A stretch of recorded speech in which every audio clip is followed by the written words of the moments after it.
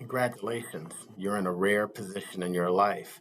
Most aspiring attorneys in undergraduate school, they're limited to attending pre-law seminars or learning political science or criminal justice. And maybe you can get an internship making copies and doing some administrative tasks inside a law organization. Most law students don't even get to work on trials. They get to do maybe some legal research, maybe watch a trial, if they're lucky, do some minor hearings. And even new attorneys, they don't get to work on trials. They do low-level grunt work. They may get allowed to do preliminary hearings. If they get real lucky, maybe they can do some small drug cases or DUIs. But let's talk about you. Remember who you were during your first interview, what you did not know at that point. Consider what you've done since then, what you have learned. You've learned enough trial strategy to actually start working on the most complex cases in our office. You have access to participate with attorneys on the workup of serious felony trial-bound cases. And you have access to work on your own case from scratch with mentorship and guidance from an attorney. You get to build your client interaction skills and attention to investigative questions as you do more war rooms and work on more cases. You've positioned yourself to be light years ahead of the curve. You have no business being here, but you are here because you took advantage of an open door. So congratulations to you. But I do want to give you a humbling truth. Your current awareness of trial strategy and whatnot, that does set you apart, but it does not necessarily make you valuable. Not yet. You've learned the skills so that you can become valuable through practice. This is a very awesome opportunity, but I will tell you it is for a very few people. We are creating a selective, unique, elite group of trial monsters. We weeded out the weak and the non-serious through the interview process by requiring a book reading just to get an interview. That knocked out a lot.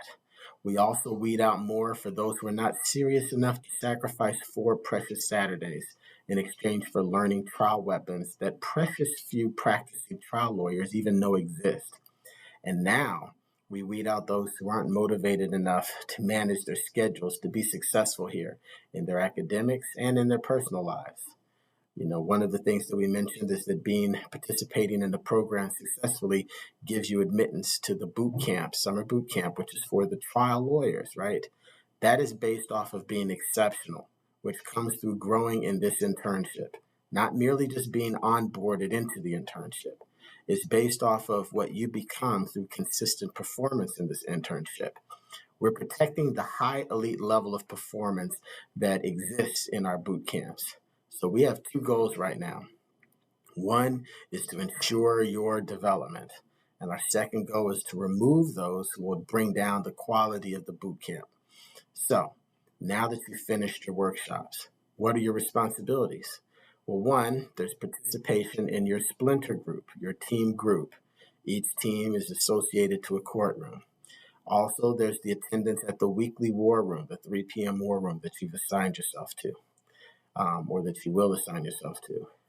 Then each month, we have a responsibility to do at least 8 client interviews. That's roughly about 2 a week. You'll also be assigned either a DDT, a down and dirty timeline topic, or a monthly shared project, right? One of those need to be done a month. And then with your extra time, you are able to work on your individual assigned case. Now, I want to revisit something we talked about during the interview about advancement opportunities. There are more things available in this internship. One is more complex cases, assigned to you. We start with the mostly domestic violence or low discovery cases. That's what gets assigned to you. But they can be upgraded to cases with more or complex discovery, and it can go as high as murder cases or super complex sex cases. That's what you have the ability to grow to. Other opportunities are to actually learn courtroom management, how to actually file motions, like draft motions and file motions, managing courtroom calendars, even managing the cases themselves. And then last but not least is the opportunity to actually learn plaintiff civil training. That's the type of training that eventually would lead to contract work, compensated contract work. Now, what affects one's ability to get any of these things? Well, one, Obviously, consistent participation in the war rooms, and in your splinter groups, because that's where you get good. That's where a lot of the hashing out of ideas happen. Second is consistent performance of getting your interviews done early, instead of trying to space them out throughout the month. It shows your ability to create cushion to handle other projects. And it also makes you available in case we have any emergency calls that need to be done.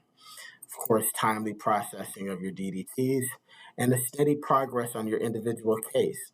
If you're working on the individual case, that demonstrates your ability to work up cases, right? Because that's not done with group and support. It also demonstrates that you have time availability to actually handle something more.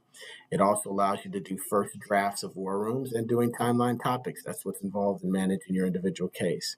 And the last thing is to actually be what's called a captain of your team for a month. Each month, each team will have a captain, and that captain's responsible for facilitating the meetings and is also the direct liaison to the attorney. I want to talk about management muscle because that's what you're developing right now.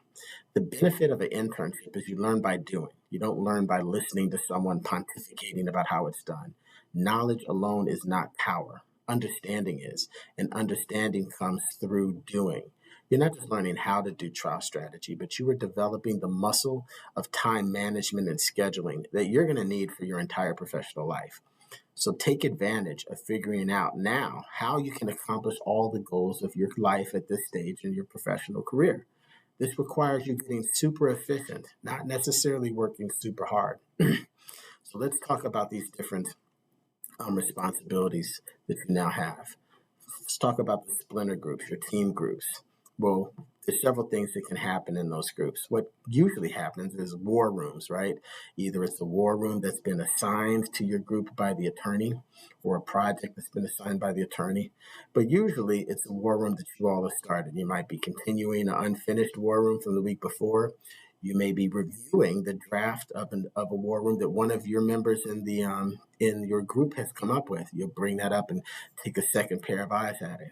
You might be doing a War Room Zero on a finished DDT case, or you may be doing a War Room Zero on any of your individual cases if there's nothing left to actually do.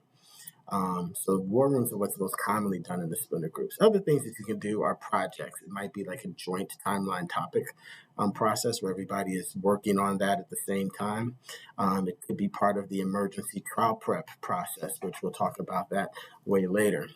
And also, what happens in your splinter groups is that you provide the captain with weekly updates on what the status is on the DDT that you're working on, and also what the status is on any individual projects you're working on. Now, let me talk a little bit about this captain. If you become the captain for the month, what the captain does is they ensure that the other members actually attend and that the meetings start on time, right? They're the ones who facilitate the Zoom link. They facilitate the war rooms. In other words, they're the ones soliciting comments. They're handling the data entry during the discussion, very much like I do when I'm doing it. They manage the end of the meeting status updates on all the members. And they also manage the planning of the next 4 weeks of splinter groups. So if there's something that's been assigned from the attorney that's included in there, they determine what the other interns have ready to present or discuss. And again, they determine with the senior attorney what cases were actually presented in the 3 p.m. war room for that courtroom. The captain is also in charge of allocating the client calls to the interns and giving more if needed. They would be distributing the urgent cases, new cases, and what we call batch cases, which are backlog cases. And the captain also becomes the emergency client caller if the urgent cases suddenly are too high. That's what the captain will do. Now, when you're a captain, your work on your individual case is expected to be much lower because you have these additional duties as a captain. But every person who becomes a captain will receive a brief training on the role, on facilitating meetings, managing war rooms, and of course the weekly status report. Now, your splinter groups, the structure of those are pretty simple. First, you just start off working on whatever project you had decided on the week before. And during the last 5 minutes of the meeting, that is when you should establish the status of each of your assigned DDTs, determine if there's any DDTs ready for War Room 2. and determine if any individual cases will be ready for a war room to be put on the schedule. And if applicable, you can discuss any assigned projects that the attorneys have given to you. So, in conclusion, right now, you are shaping what type of lawyer you're going to be.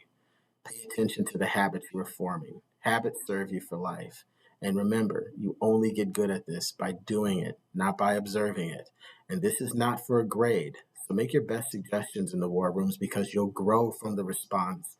And know that you are choosing a profession where you represent someone. So practice speaking up, because if you don't learn how to speak up now, you're going to have a hard time speaking up then. Starting a journey is the big step, and you have done that. You've taken a really great first step. Now keep taking one step after another, and soon you won't recognize what you've become.